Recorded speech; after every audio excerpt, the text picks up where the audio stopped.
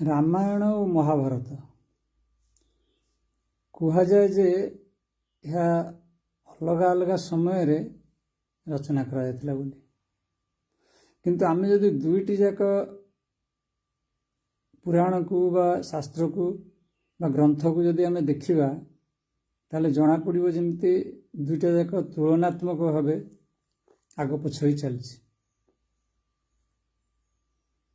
गोटे रामक जीवन जो रहा मुख्य मर्यादा पुरुषोत्तम रूप से मनुष्यचित व्यवहार से बेसी देखई आ गोटे कृष्ण का जीवन रहा जो अलौकिक कथा बेसी रही वर्णनित रही दुईटी जाक रोल से कर निजे युद्ध करके मारी राक्षस मान जन्मरू एवं अर्जुन द्वारा महाभारत युद्ध रे निजे सारथी रूप से धर्म को रक्षा कर रामायण रे निजे ही प्रायतः युद्ध रे इनवॉल्व अच्छा जदिबा हनुमान साहाय्य कर सेमती संकल्प नहीं ना युद्ध करेंगे अस्त्र धरवे सेठी प्रथम कृष्ण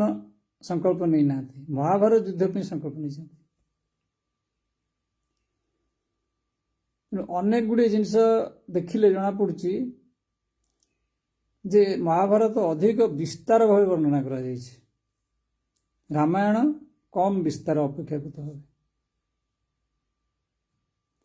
प्रथम रामायण वर्णना है लिखाई तापर महाभारत लिखाई जना पड़ी एवं दुईटी जाक पैरेलल भाव पाखापाखि लिखाई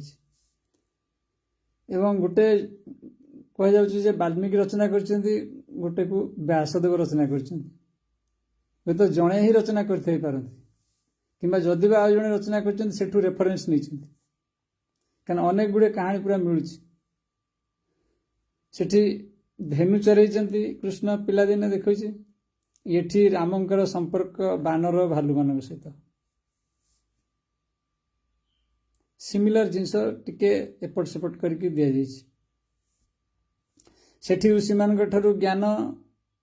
ज्ञान चर्चा करुँच एवं अस्त्र कौशल शिखुंट राम वशिष्ठ विश्वामित्र ऋषि सेमती घोरा अंगिरासा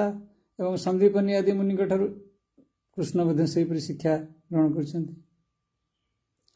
लक्ष्मण को सांगे धरी नहीं बलराम को सांगे धरी नहीं सीता अच्छा प्रकृति रूप से बारंबार मिलन विरह यसबू दुख दुर्दशा यसबू भोगुंट ये राधा सहित सेम टाइप जिनस एकापरी जिनस सेठी जन्म होती यज्ञर चरुअन्न जन्म होती राम लक्ष्मण भरत शत्रुघ्न ये कृष्ण एवं भाई माने जन्म नहीं जो बंदीशाला भितर अर्थात तपस्या भितर जन्म नहीं वसुदेव देवकी ठार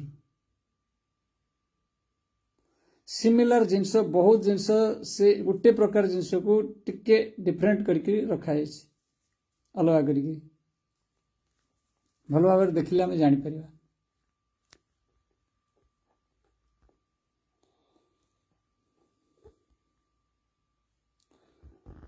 सेठी दशरथंकर पुत्र शोक रही देवकी वसुदेवंकर पुत्र शोक तथा गोपी मानक शोक रोचे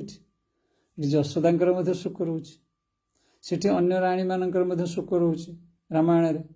अन्य माता मानकर शोक से दुख प्रकाश कर संपूर्ण अयोध्यावासी दुख प्रकाश कर राम जो वनवास जाती कृष्ण को जो कृष्ण पलि छाड़ी पलि जाती मथुरा से समस्त गोपपुर से दुख प्रकाश कर दुखी होती तेणु सिमिलर टाइप जिनस वर्णना कर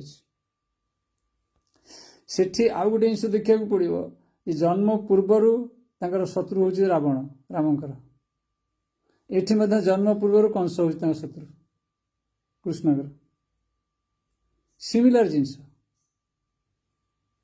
कंस भी असुर रावण भी असुर सेठी कौन है ना रामायण रे आम जो देखा ताहले रावण मध्य कौन करछि कुबेरंकर संपत्ति कुबेरंकर जो रथ थिला ताकू सबु से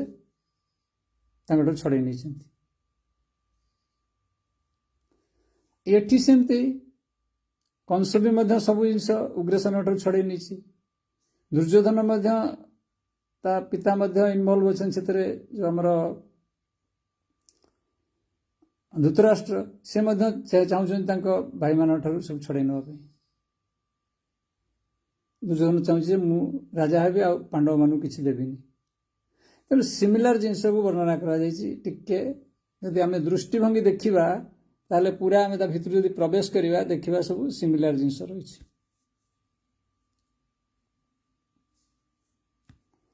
बेसी किछि एथरे ये नै और एमती बहुत जिनस ता पर चर्चा करा जाय परिबो राम जयंती विभिन्न प्रकार अस्त्र शस्त्र प्राप्ति करचंती युद्ध पूर्व किसी अस्त्र शस्त्र प्राप्ति करचंती वशिष्ठ मुनि ठारू आउ किसी अस्त्र विद्या विश्वामित्र मुनि ठारू सेमती अर्जुन को भगवान कहते अस्त्र शस्त्र प्राप्ति कर पाशुपत अस्त्र शिव ठारू से विभिन्न प्रकार अस्त्र शस्त्र सब प्राप्ति करचंती एटी टिके अधिका ब्रॉड रही महाभारत रे अधिका विस्तृत रही तेणु सेठी टिके जना पड़ुची डिफरेंट जना पड़ुची सेठी परिवार कंडीशन अलग एठी परिवार अवस्था अलग सेठी चारि भाई तांका भितर संपर्क अलग राम लक्ष्मण भरत शत्रुघ्न एठी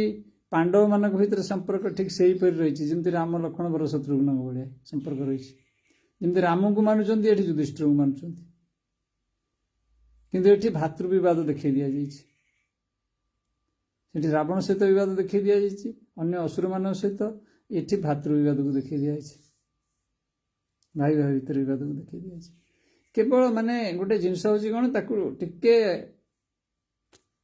बंका टंका करके लिखाई सेठी देखु जितेबले विश्वरूप दर्शन होती पूर्व रामायण कथा कहवा रामायण पूर्व रचना होती रामायण जितेबले घटना घटी पूर्व रचना होती कहीं ना वाल्मीकि पूर्व लिखिदे ताकू ऑलरेडी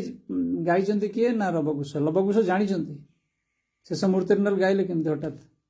से संपूर्ण रामायण को वाल्मीकि ठार जानी तेणु से पूर्व लिखाई रामायण घटना पूर्व से लिखाई वाल्मीकि बस गोटे गोटे घटना को देखिकी लिखिना ठीक से हीपरी भाव में महाभारत जो देखा जाए महाभारत ठीक से महाभारत घटना को संपूर्ण घटना को भगवान कृष्ण देखे दौरान अर्जुन को विश्वरूप